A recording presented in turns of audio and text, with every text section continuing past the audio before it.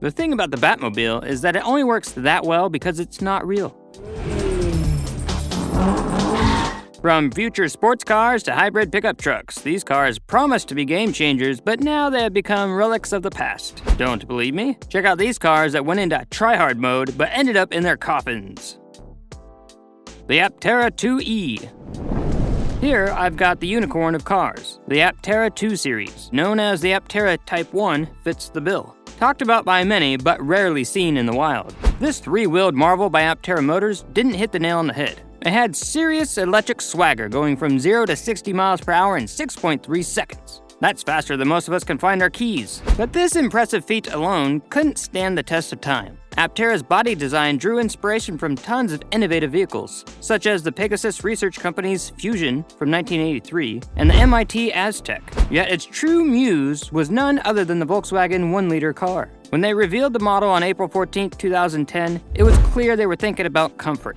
This nifty vehicle could fit 2 adults, complete with power windows and cup holders. And it had a generous 23 cubic feet of trunk space. On the plus side, they added a solar panel on the roof to heat up the car during the day. You eco-friendly people would appreciate this, no doubt. And they integrated a radio, CD, DVD, MP3 player, and GPS navigation into a touchscreen computer. Fancy, right? But when it came to climate control, they went for good old-fashioned physical dials. RFID-based keyless ignition and entry really gave it a futuristic touch. When it came to being eco-conscious, Aptera had it covered. They planned to use eco-spun recycled materials and organic dyes for the seats and flooring. Even the dashboard and door panels were free of heavy metals and plasticizers. And for those who wanted a touch of luxury, leatherette and leather seats were on the menu. To make up for the tons of money they spent building this beauty, the car was priced at $16,000 to £32,000.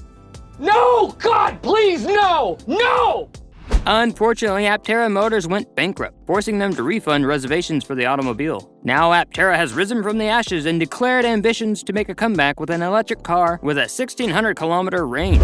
Time will tell if their Season 2 will be any better. But this wasn't the only car whose owners dreamed big. Stick around with us till the end because we've got more wacky cars in store. Make sure you subscribe to our channel for unique content like this one. The DeLorean DMC-12.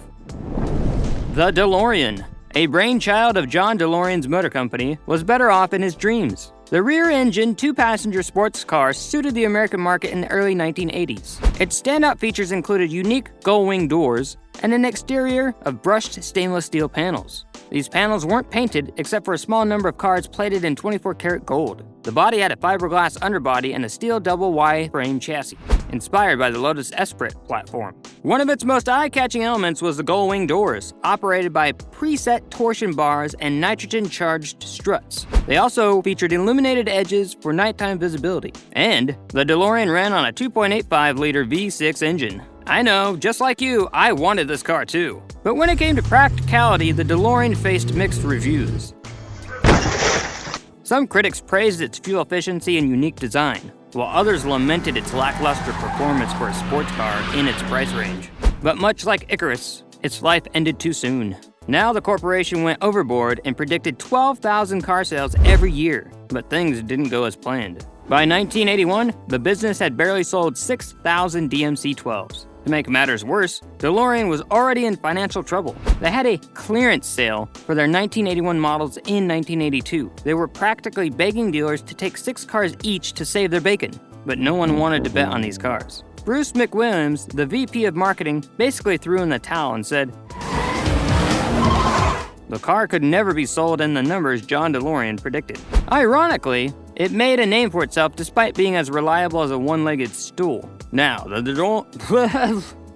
DeLorean lives on, thanks in no small part to its star turn as a time machine in Back to the Future. Not to mention, they're a huge hit at auctions. So, are you one of the guys out there cruising around in these stainless steel wonders, hoping to hit 88 miles per hour and see if Doc Brown's time-traveling theory holds up? On that note, maybe it's better not to bring your dreams to reality, much like this next car. Think.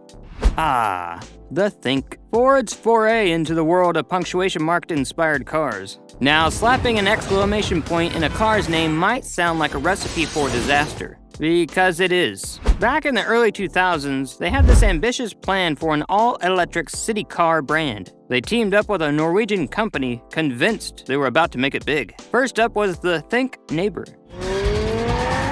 which, let's be honest, looked like a golf cart on steroids. It was basically an expensive joyride for the urban streets. Then, they dropped the Think City. You're broke!